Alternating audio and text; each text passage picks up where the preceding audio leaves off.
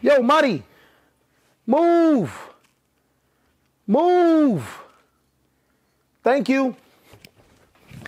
It's Update Monday. What's going on with you? It is an amazing day for Yu-Gi-Oh! I hope that your day is going phenomenal, but if it isn't, don't let what happened at the beginning of your day ruin the rest of your day.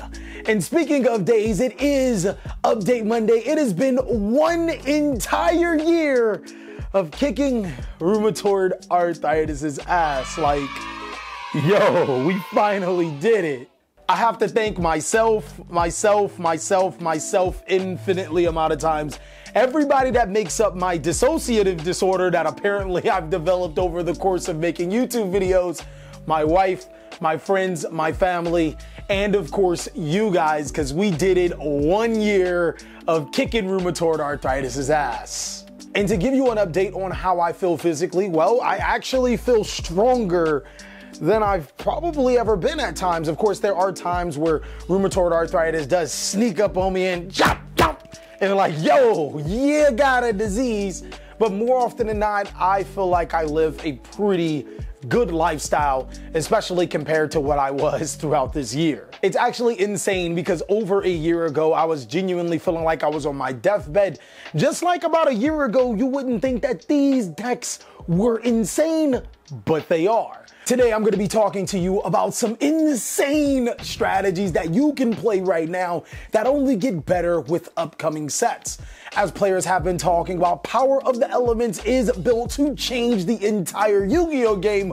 But of course, I want you to be able to enjoy the strategies right now and then later on in the future, be able to use the Power of the Elements set to increase your strategy's power. Also, for the player ballers that are looking for deck lists, I'd be sure to put these on my Patreon when I can. More often than not, they are on there just as a special thank you for supporting, as it does go a long way. Like, my editors are not cheap and they ain't getting less expensive. Like your gas prices, yeah, they going up. So without further ado, let's talk about these insane.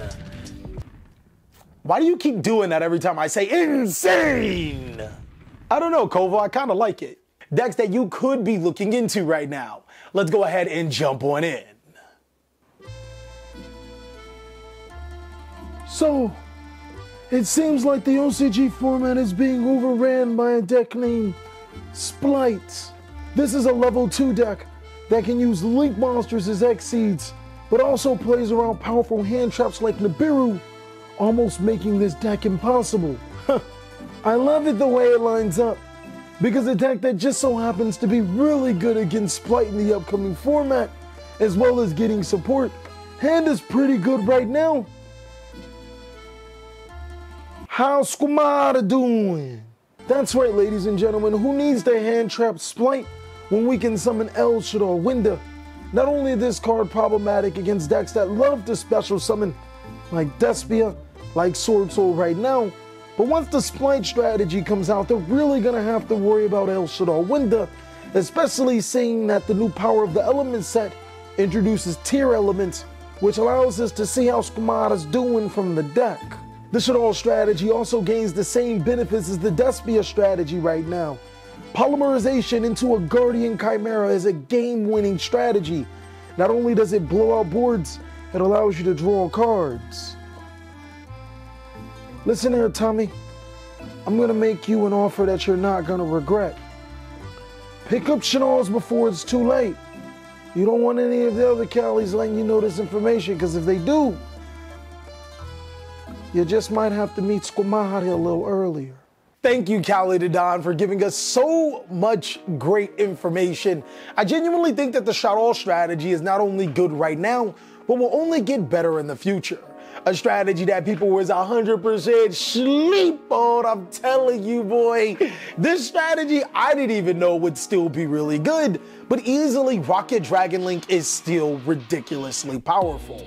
Now, the reason why we thought that Rocket Dragon Link would not be good is because the Despia strategy got the new Alpha Dragon Lenatus, which allows you to pretty much wipe any dragon monster on the field just by setting a Fallen Albaz to your side of the field. This made Dragon Link boards completely useless, as normally it did end on dragon monsters. Well, there's two problems with that particular situation. The first problem is that Despia players are not even playing Alpha Lenatus, so it's definitely a problem you should worry about a lot later.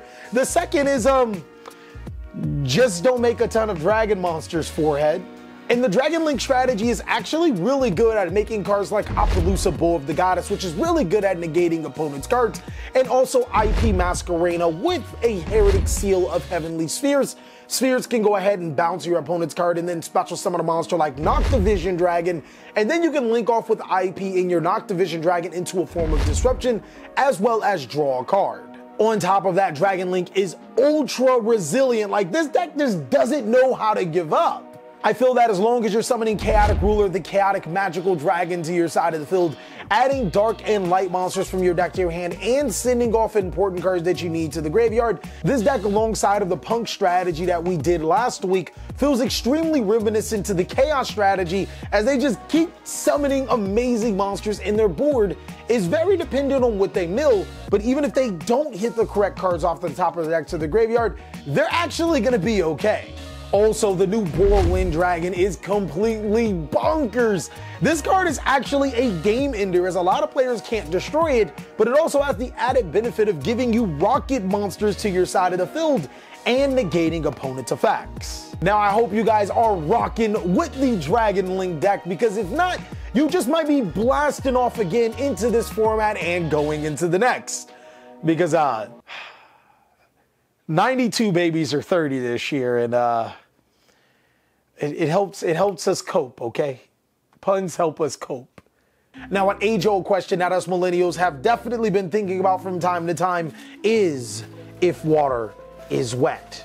Not even gonna lie, I didn't even understand if water was wet until Konami has shown me the light, and I'll be able to explain. The legendary Duelist Abyss set comes out this week. What does the legendary Duelist Abyss set introduce? Well, there's sharks, there's MARINCESS, water support. Now, is water wet? Do Yu-Gi-Oh players take showers? No. So we know they don't take baths. What is Konami trying to tell us? Interesting. Should we take a bath? Let's keep going. We do know that the Splight deck is probably best suited with the Frog strategy, another water strategy, and Konami has implemented documents saying that if you don't smell so fresh and so clean, then you won't be getting any bling. Interesting. Splight, SP Light. I said light earlier. SP, Game Boy Advance SP, best color, blue, water. That means in order to counter the meta, Drytron, best deck. Stay dry, fellas. Stay musty. You smell homeless, and it keeps me from being detected. I'm not crazy, you're crazy. Staying Drytron allows us to summon a Morphactor Pain to our side of the field, which is not only good against the current strategies in Despia, as well as Sword Soul, it's also going to be extremely good against Splight. The reason why is because being able to stop the Splight Exceed monster is going to be critical, and a Morphactor Pain prevents that. It also skips your opponent's main phase 1, meaning that immediately, as long as you can break their boards, you're forcing them into battle phase at the start of their turn, and you're not going to lose if they have no monsters. The Drytron strategy also, when going first, can summon Vanity's Ruler to the side of the field, which prevents the opponent from special summoning, but not us. It is a fairy monster, so it's searchable through Cyber Angel BENTEN. And how do we get BENTEN to the graveyard? Drytron monster effects. Drytron has solidified its spot into a meta where players don't like soap, and that's the normal Yu-Gi-Oh meta. Seriously consider picking up the Drytron strategy, as normal Cali would say something under the lines of, it's too strong, and Konami would say, take a shower or something, but we don't really care about what they say, we're rebels. Thank you, Conspiracy Cali, for confirming that soap and Yu-Gi-Oh players just so happen to not get along. No problem. But another strategy that you might want to wash down actually comes out from the legendary Duelist Abyss. I genuinely think that MARINCESS actually has a bit of a place inside of this particular format. Now, the reason why I say this is because MARINCESS actually does get some really good support from the Legendary Duelist set. MARINCESS Coral Triangle on surface level doesn't look like an amazing card. It requires you to discard a card to add a MARINCESS trap card from your deck to your hand, and most of the MARINCESS trap cards are mediocre. Keep in mind, I said most. MARINCESS Wave is a walking infinite impermanence that can now be searched from the deck to the hand. The MARINCESS deck actually has plenty of ways to make some sick combos. Cards like MARINCESS SPRINGIRL look severely underpowered and actually makes you question what is Konami thinking when they built this archetype.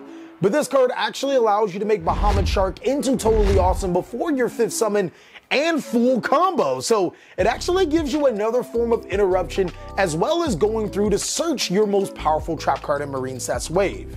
MARINCESS Dive allows you to special summon from your deck to your side of the field if you control a Battle Ocean, and the new MARINCESS ARGONAUT allows you to be able to negate spell effects on your opponent's turn. The MARINCESS strategy actually did get ridiculous support to make it so much better. If you are a dedicated water player, I think you should genuinely look into this, as you'll be able to reap some benefits. Get it? Reap some benefits, because the MARINCESS reef.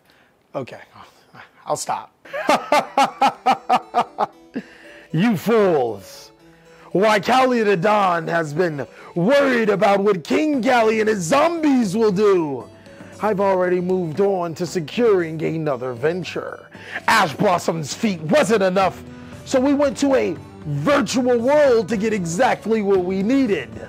Saying that the virtual world strategy is not an insane deck would be like saying that June could ever win a game getting his paycheck back. It just won't happen. And even if he did win, wouldn't give him his paycheck. That's how kingship works. We take, we don't give. But what puts Virtual World in a unique situation?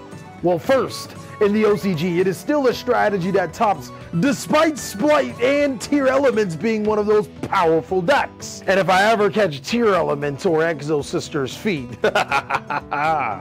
it's go time. The reason being is because of Virtual World's versatility. Being able to synchro summon into Virtual World Kyuubi Senshi, which can banish all cards in the graveyard, something that frog decks and other strategies alike like Tier Elements need.